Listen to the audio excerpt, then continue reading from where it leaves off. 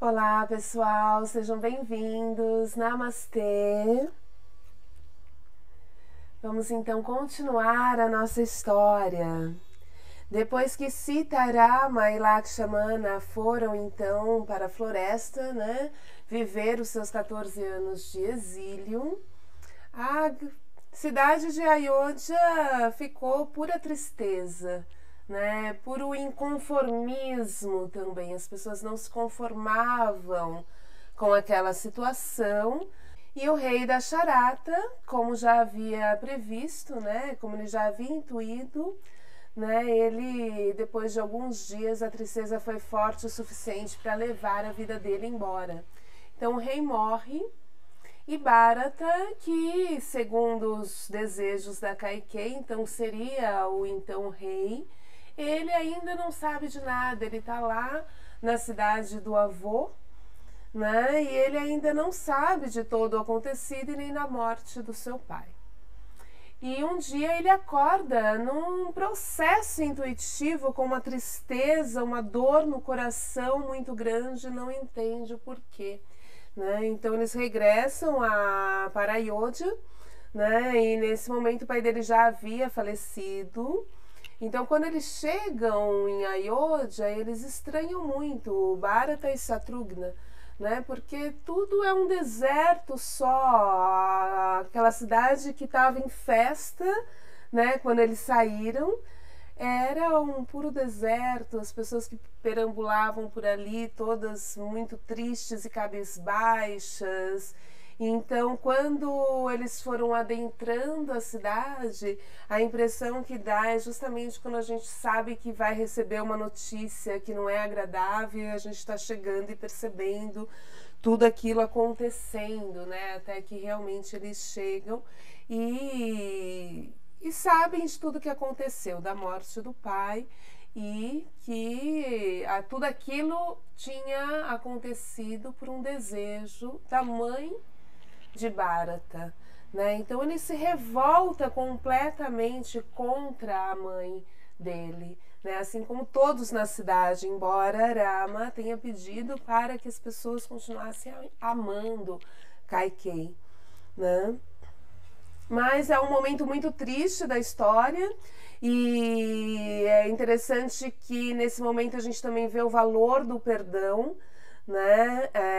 tem um momento que Vaishista, que é o sacerdote, conversando com Bharata, começa a explicar para ele. Bharata pergunta quais serão as consequências do ato da mãe dele, e Vaishista coloca a pior vida que você pode imaginar, uma pessoa que vai passar os seus tempos sofrendo as piores adversidades, que a gente pode imaginar.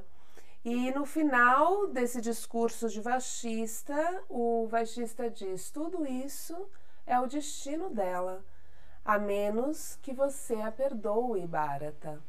E nesse momento, Bharata, sem pestanejar, diz: então eu a perdoo.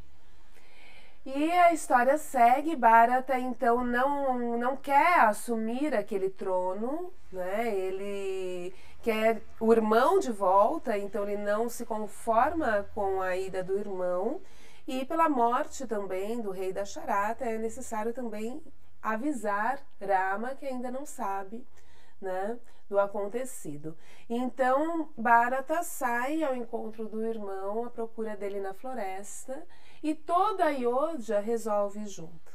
Então sai uma comitiva de pessoas e vai toda a Ayodhya, e nesse percurso eles vão em festa. Eles vão em festa porque Bharata voltou, Bharata não vai assumir o trono, e eles vão resgatar o rei, resgatar a essência, resgatar Rama. Então a Ayodhya vai em festa, vai coberto de flores, o povo, coberto de flores, que é uma tradição do povo do sul da Índia. E chega até um determinado ponto onde somente Bharata segue adiante, Eles vão ali conversando com alguns sábios da floresta para saber o caminho de Rama, E aí, em um determinado momento, ele é direcionado para uma montanha e o povo todo fica ali às margens e ele segue então para encontrar Rama e trazê-lo de volta para assumir o reinado. E encontra Rama. Só que Rama, claro, recebe a notícia do pai, fazem todo um ritual interno ali de despedida, ele, Sita e Lakshmana. Mas Rama se recusa a retornar e diz que se retornar é como se estivesse denegrindo a própria imagem, a própria verdade, que é a essência do pai, que o pai morreu, mas que a sua essência continua e ele é a própria verdade. Então, aquilo que foi definido antes da morte deve ser cumprido, e que ele continuaria, então, o seu exílio, e Bharata deveria voltar para ser rei, porque Ayodhya precisa de um rei. E nesse momento, Bharata então pede as sandálias de Rama, que segue os seus 14 anos de exílio descalço, e ele entrega as sandálias dele para Bharata, e Bharata diz que as sandálias dele estarão no trono durante esses 14 anos. E depois de 14 anos, se o Rama não voltar, que ele se jogará na fogueira e morrerá. E ele então governaria por esse tempo, mas a serviço do irmão, ou seja, a serviço da essência, a serviço do coração. E as sandálias, elas indicavam a Bharata, de alguma forma, tinha ali um esqueminha que ela batia 2 vezes ou batia uma vez e dava uma resposta a Bharata sobre algumas questões que ele precisava então resolver ali no seu reinado, né? Então Bharata assume esse reinado, é a mente que assume, né? Mas com consciência de que a essência, a verdade, vem do eixo profundo do coração, né? Pensando nesse espaço como sendo o nosso próprio espaço, a nossa própria vida, a nossa manifestação aqui, agora. Né? Então, Rama continua o seu exílio e Bharata volta, mas volta com essa posição. Eu estou reinando, né? Por enquanto você cumpre então a sua obrigação, e mesmo assim esse reino ele vai ser comandado meio que indiretamente por Rama a partir das suas sandálias que diziam ali a Bharata o que fazer. Né? E toda a cidade de Ayodhya, então, se veste de eremita, assim como Rama, Lakshmana e Sita na floresta, eles começam a viver e se vestir e ter uma vida, mesmo dentro da cidade, uma vida de eremita por todos os 14 anos que Rama então vai ficar na floresta. E nesse ponto, Rama percebe que onde eles estão, ali ele tinha uma casa, Lakshmana, que é esse poder criativo, essa capacidade de realização, fez uma casa para eles, ele conseguia todos os recursos que precisava para uma vida confortável, vamos dizer assim, sem luxo, mas uma vida digna, ele conseguia todos esses recursos na floresta. Né? Então eles tinham ali uma residência, já estavam bem estabelecidos nesse momento. Mas mesmo assim, Rama acredita que ali eles estão muito próximos a Ayodhya, né? Então ele resolve adentrar um pouquinho mais na floresta. Essa floresta significa os nossos enfrentamentos, né? Porque para uma evolução pessoal, muitas coisas nós precisamos enfrentar na vida. Então, e aí quanto mais profundo você chega nesse enfrentamento, naturalmente mais próximo às sombras que existem ali, que você precisa então enfrentá-las, elas começam a ficar mais fortes e mais evidentes.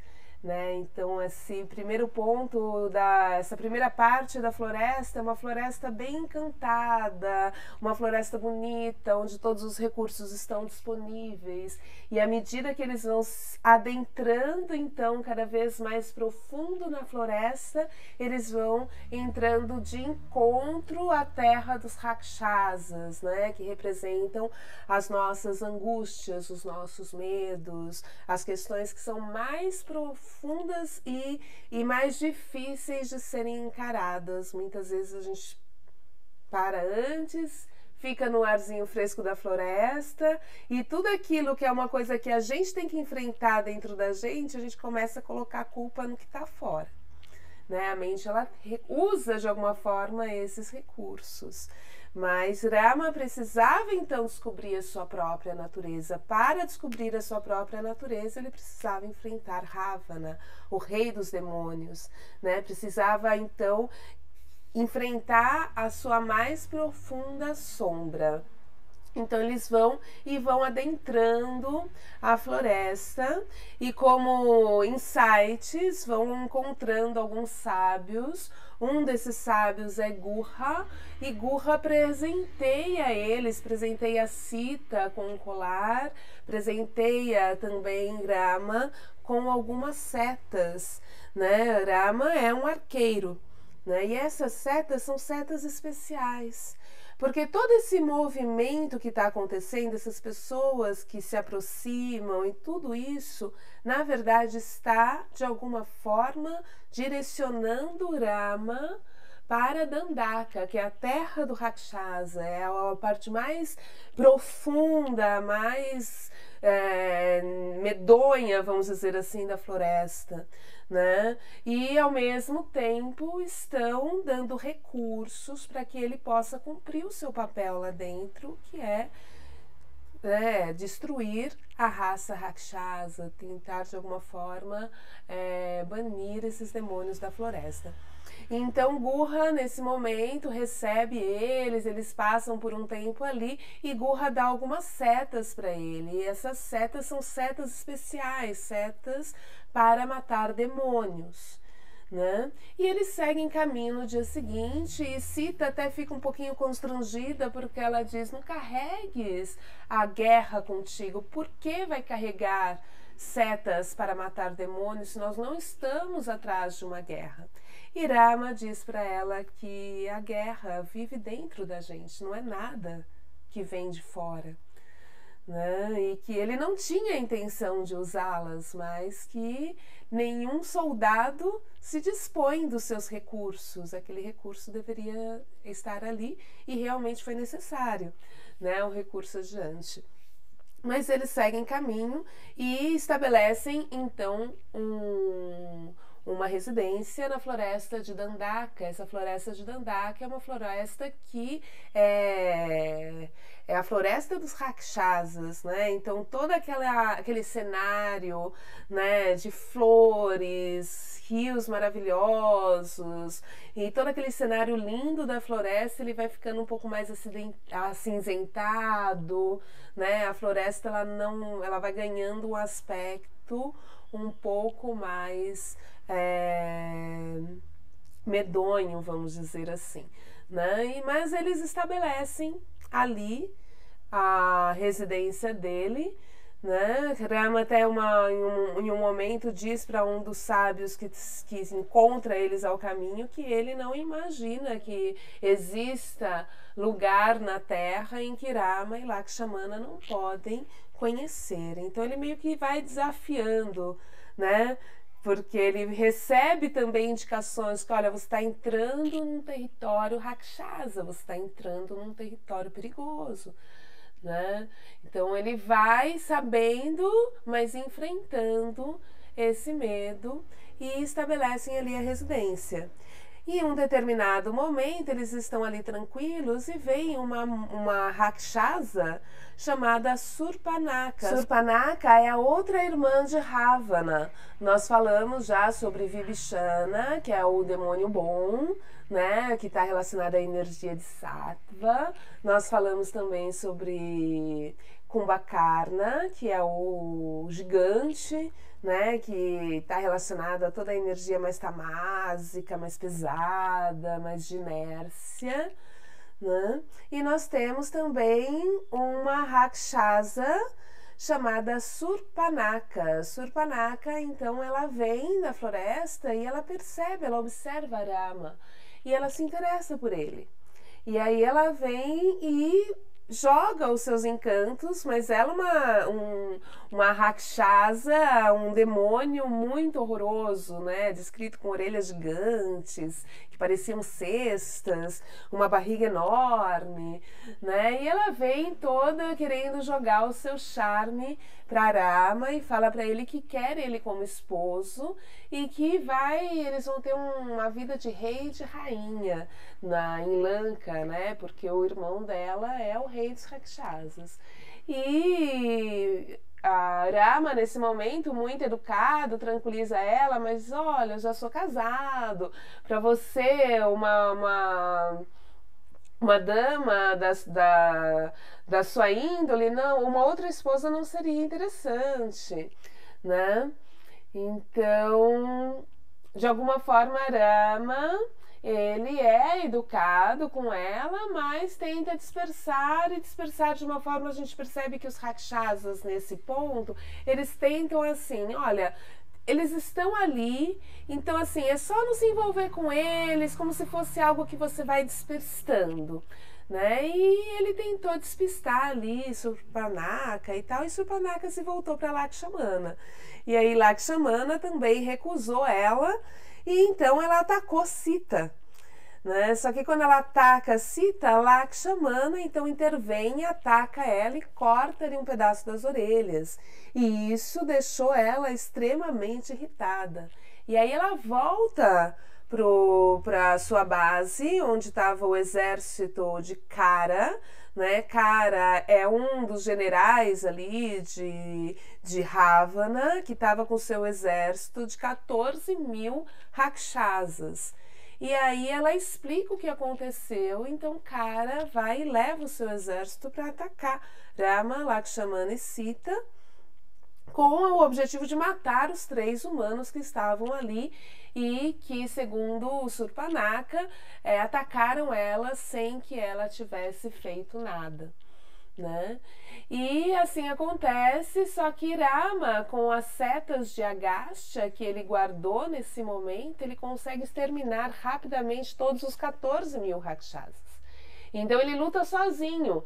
Lakshmana, ele vai e protege Sita, né? E deixa Rama, e Rama fala, Lakshmana protege Sita, e Rama, com as suas setas, consegue então exterminar todo o exército de Kara.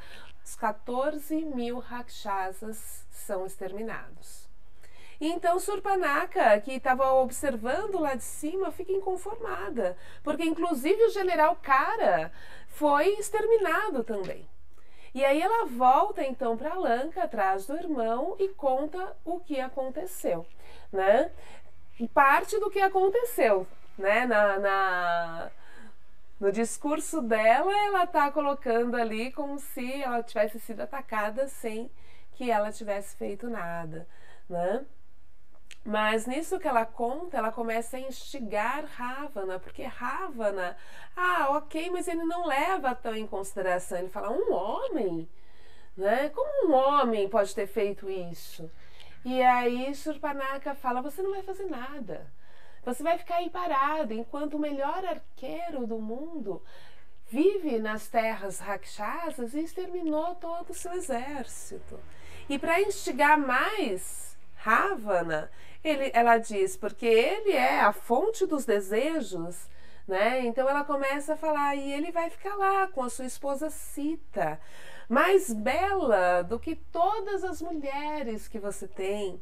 Sita de cintura fina, ela vai ficar enlaçando Rama. Então ela cria todo um discurso fazendo com que Ravana então desejasse nesse momento Sita, e ele deseja realmente e resolve então que ele vai raptar Sita de Rama, né?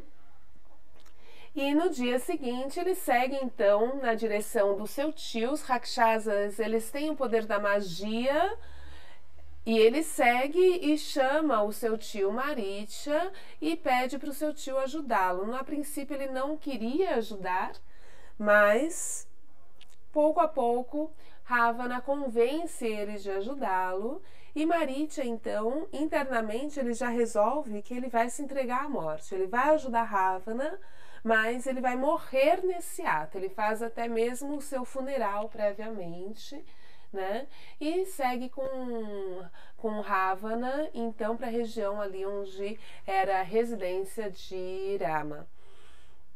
E a ideia é que Marítia então se transforme num veado de ouro, um animal todo decorado com fios de ouro, pedras de safira, né, todo ornamentado, e com isso chamasse a atenção de Sita para levar de alguma forma Rama para longe dela, né? E assim o Marítia se faz, porque os Rakshasas, eles têm esse poder, eles são a própria ilusão, né? Enfim, então eles podem se disfarçar de diversas formas, né? Então, nesse momento, Marítia se disfarça de um veado de ouro e Ravana se disfarça de um Brahmane, um sábio, um eremita da floresta, enfim, né? E assim Marítia vai e chama a atenção de Rama, Lakshmana e Sita que estavam ali. Sita acha aquele veado lindo e pede logo para Rama: pegue-o para mim, acha que consegue pegá-lo? Só que Lakshmana, bem observador, fala: olha, um veado como esse, ele não existe na natureza. Isso com certeza é uma magia rakshasa. E aí Rama então pega as suas setas, as setas que ele ganhou de Agastya, que são setas especiais para rakshasas, e sai atrás do veado. E o veado, como era o esperado, né, como estava planejado, ele vai levando o Rama cada vez mais para longe. E ele dá a impressão de que não está sendo observado, né, que não está sendo seguido, que não percebe que está sendo seguido. Então Rama vai seguindo ele na tentativa de chegar então até a sua residência, ou chegar então em algum lugar onde vivem esses rakshasas, né? E com isso Rama está cada vez mais longe. E a hora que ele está longe o suficiente, Marítia então aparece bem à frente de Rama, pronto para ser morto. E Rama atira.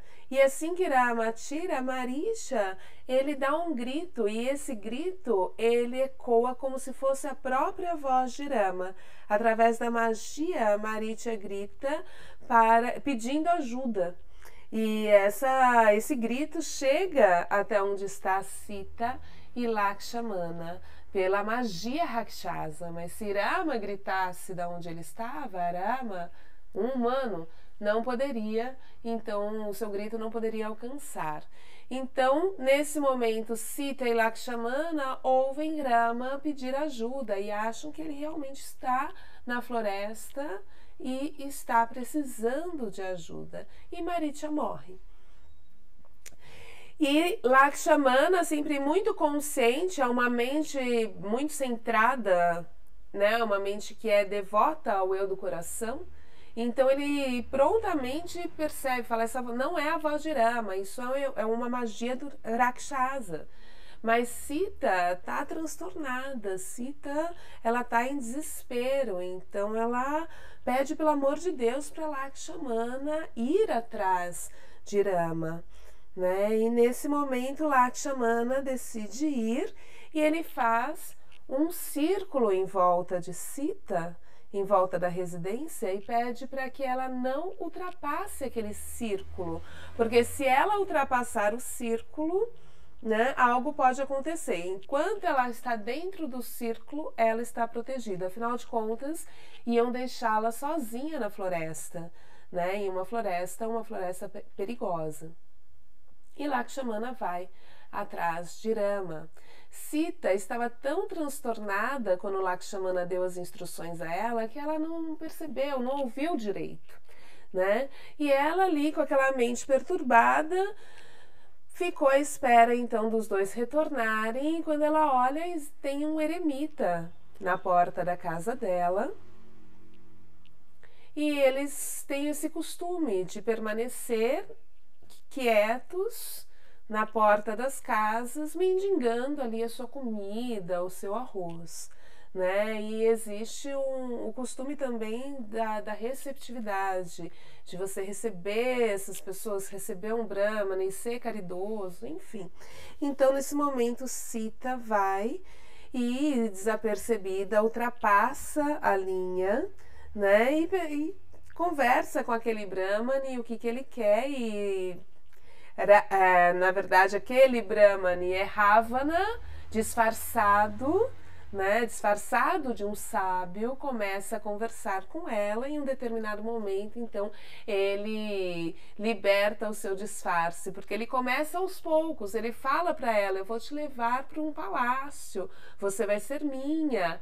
E ela, vendo ali um Brahmani, né, ela não acredita muito, ela dá uma risadinha, fala, ah, imagina, como vais fazer isso? Sabes nadar? Porque ele fala que vai levá-la então para Lanka, né, atravessar o mar, enfim.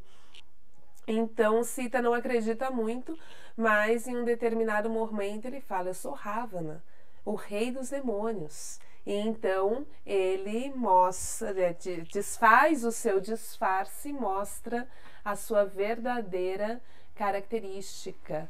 Né? Um homem mais alto que uma árvore com 10 cabeças e rapta Sita, que em desespero tenta se libertar, mas não consegue. Né? Ravana tem um carro celestial que vem do céu, então rapidamente ele a coloca no carro e leva ela para Lanka. Nesse caminho tem um abutre que vem e tenta recuperar Sita, só que ele já é muito velho e esse abutre ele é amigo de Dasharata. Por isso que ele dá a vida dele para tentar recuperar a Sita, lutando com Ravana. Só que não é suficiente. Ele cai e antes de morrer, ele conta para Rama e Lakshmana o que aconteceu. Isso depois de um tempo, quando Rama e Lakshmana retornam então da floresta, né? E chegam e veem que a Sita não está mais ali.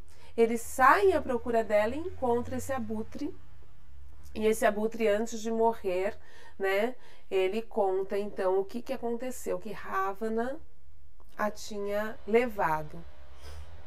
E Sita vai deixando pelo caminho alguns atributos, como o seu lenço amarelo, como o colar de gurra, enfim, na tentativa então de mostrar ali uma direção para onde ela estava indo. E nesse processo alguns seres da floresta viram-na passar com Ravana e viram alguns objetos dela caindo.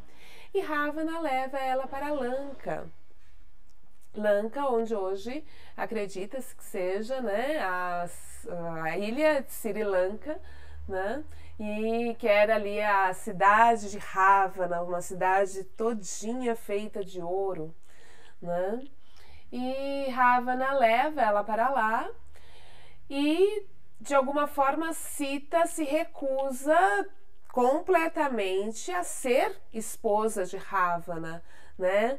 E Ravana então coloca ela como uma prisioneira num bosque atrás do quarto dele e deixa algumas rakshasas tomando conta de Sita ali. E diz a ela que se dentro de 1 ano ela não estiver na cama dele, ele vai comê-la picadinho ao desejum.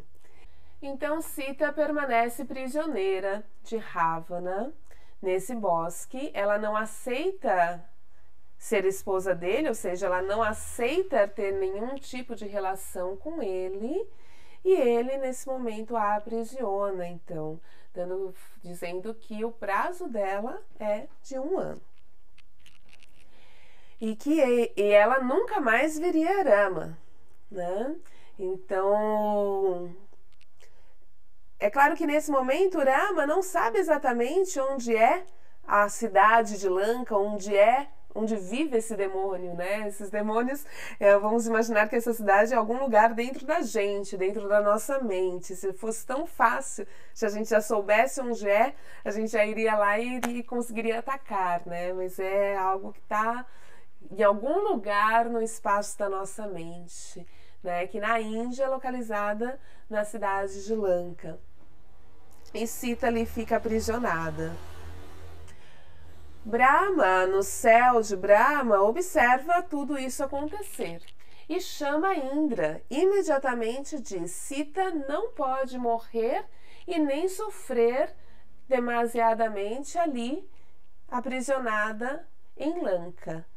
Então Indra se direciona a Lanka e ali ele leva a deusa do sono com ele. A deusa do sono estende o braço sobre Lanka, então todos dormem, inclusive as rakshasas que estavam cuidando de Sita, menos Sita. E Indra vai ter com Sita. A princípio ela não o reconhece, mas ele diz: sou Indra, você me conhece. E ele leva um punhado de comida para ela e diz: se você comer isso, você não terá fome nem sede durante 1 ano. Porque um dos medos de Sita ali era de comer qualquer coisa, porque poderia estar envenenado, então ela recusava tudo. Então ela comeu um punhadinho daquele alimento que Indra levou para que ela não tivesse sede nem fome durante 1 ano. E Indra a tranquilizou, porque seria estranho perceber, né, que Ravana não a molestou, né, não a obrigou a nada, né? Claro que raptou ela, mas deixou ela trancada lá no fundo, enquanto ela não queria, então, se entregar a ele, de alguma forma ele não a obrigou. E Indra explica para ele que Ravana estava sobre uma maldição.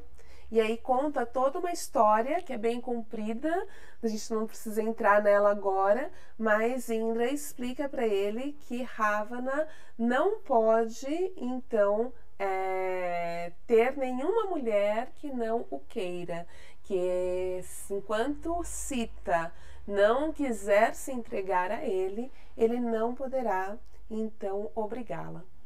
E isso traz uma esperança, né? Então, assim, essa passagem de Indra, né, chegando até Sita, trazendo alimento e trazendo essa informação a ela, representa as nossas esperanças, que mesmo no fundo do poço, mesmo naquele lugar onde a gente acha que não tem mais solução, né, sempre existe uma solução.